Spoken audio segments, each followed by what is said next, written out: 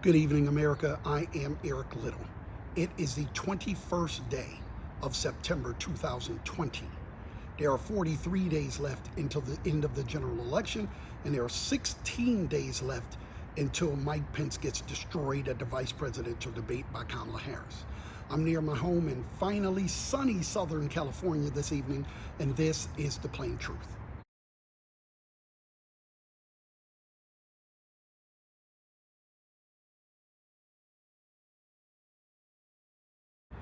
Go big or go home.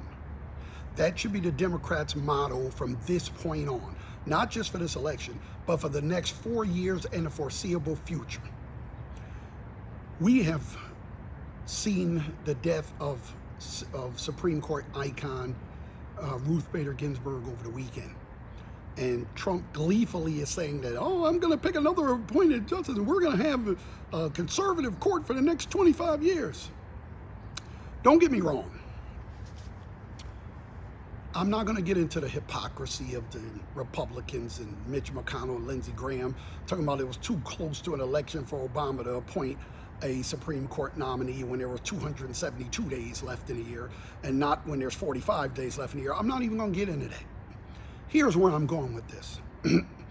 I said almost 2 years ago when Kavanaugh got on the bench that the Democrats need to win the presidency, win the Senate, and change the number of seats in the Supreme Court to 15. Contrary to popular belief, 9 is not set in stone. It wasn't passed down by God. 9 is just a number we've been going with.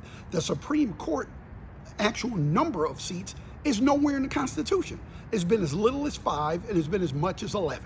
So when the Democrats take over, change the number of seats in the Supreme Court. First, get rid of the filibuster, then change the number of seats in the Supreme Court to 15, and then nominate either 6 liberal justices or 5 and Merrick Garland. And so we can get back to the Supreme Court that's not based on whatever the Heritage Foundation is thinking right now. But we need to go beyond that. See, one of the things Trump said was that, well, if Kamala Harris was such a great candidate, how come she didn't do better in the primaries?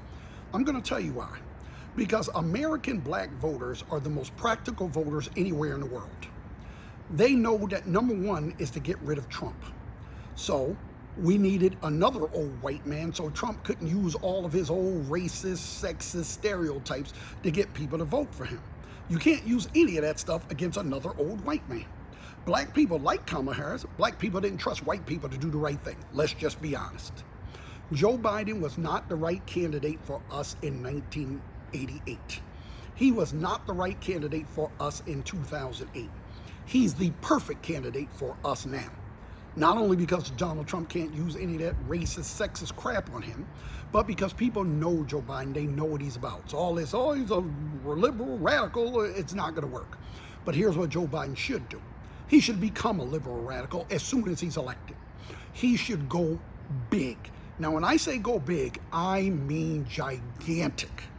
The federal deficit right now is $27 trillion. When I got done, it'd be 70. I would go big on everything. I'm talking about expanding Obamacare with a public option, if not go with just strictly Medicare for all. They said that they need $17 billion for the school systems to operate well. I'd give them $117 billion. I'd go big with public schools and everything else. And if the private schools raise their salaries for their teachers, I'd raise mine again. All the money would be in public schools so they'd get the best teachers. I'd come up with a public works program so big it would make FDR's program look like a kid getting a paper route. I'm talking about green emissions. I'm talking about wind farms. I'm talking about solar panel production in the hundreds of millions, creating a lot of good jobs. I'm talking about redoing every single inch of every single road, highway, bridge, everything in the entire United States, and building high-speed rail. I'm talking about underground tunnels to run the electrical wire through so that we don't have an electrical outage every time the wind gets above 15 miles an hour. I'm talking about the strengthening the commission that's led by Elizabeth Warren right now for the Wall Street, to make sure they don't cheat. I can't think of what it's called right now. Not only that, bringing back McCain-Feingold. This is why Joe Biden is the perfect candidate for us. He's 78, or he will be when he takes over. That means at the end of his first term, he'll be 82. What the hell does he care what anybody thinks of him? Now is the time to fix things. While you're fixing things, let's fix the Senate. By the year 2035, 70% of Americans will live in 10 states, mostly in 15 different cities. Yet we got 2 senators for each state.